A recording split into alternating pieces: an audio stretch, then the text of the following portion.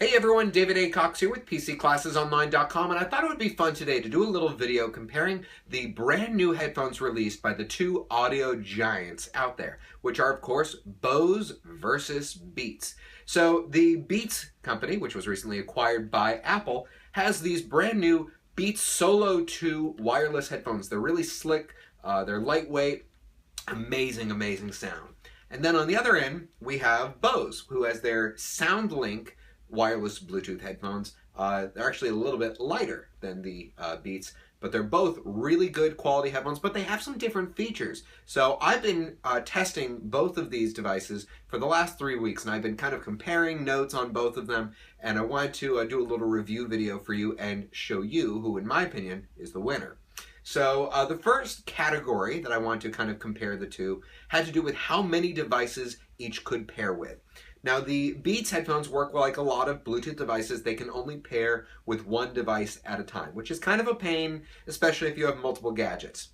Where Bose is great is this actually pairs with two simultaneous devices. So, for example, you could be listening to music, which is coming from your computer, and then if your phone rings, you just hit one button on the headphones, switch over, and now you're talking on the phone. Very nice feature with the Bose headphones. The other feature that I need to mention about this is that when you turn on the Bose headphones, it actually tells you the name of what devices it's paired with. So it'll say, connected to David's computer, connected to David's iPad. Very cool feature. Beats, unfortunately, just gives you a little noise when it is paired, and you don't know what device it's paired with. Next feature I want to talk about is the audio quality, both of the actual headphones as well as the microphone. As far as the microphone goes, they're pretty evenly compared. It's not the same thing as just talking normally on your phone, but it's pretty decent for average everyday calls. Maybe not something you would use for business phone calls, that being said. The other feature is the actual headphone quality. Beats wins in this category, not by much, but by a little bit. Especially with bass, they've got that bass. All about that bass, about that. You get the idea. But they're very well built for that. The Bose ones are good, they're just not quite as good as Beats, so I give them credit for that. The next feature I want to talk about is a problem that a lot of people have with Bluetooth devices. It happens to me all the time, and that's distortion.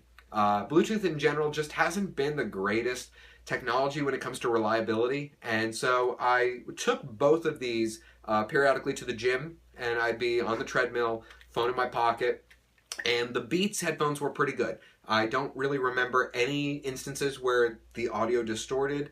With the Bose ones, it did happen a few times. Not a lot, but enough for me to certainly recognize it. So, in that case, Beats wins.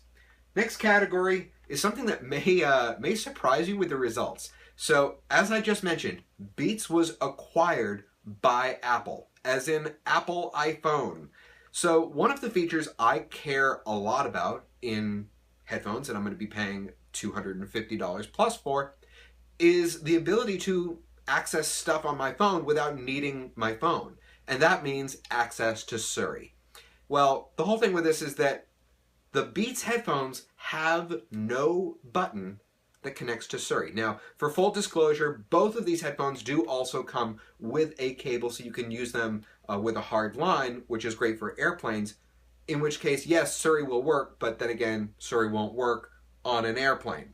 So, very strange feature. My theory about the reason why that is that it wasn't all that long ago that Apple acquired Beats, and I think they just hadn't built that feature in yet. I'm guessing the next model will probably have that. But Bose does have that. So if you need to make a phone call, if you need to compose an email or a text message, you can do it right from the headphones without ever taking your phone out of your pocket. Very big feature. Bose wins in that category. Next thing I want to talk about is comfort. They're both very good, but the Beats headphones slightly outranked the Bose ones. Especially for long periods of listening, they're great. Very comfortable. The leather is very well constructed around the cone. Love them. Next feature is audio bleed, something that not everyone out there cares about. Audio bleed refers to if someone next to you is listening to music, how well can you hear their music? And with the Beats headphones, there's some pretty significant audio bleed. You can hear it really well if you're standing relatively close to the person. So if you're going to be using these headphones, let's say while trying to relax in bed at night, while there's someone next to you, it's not going to be the best decision.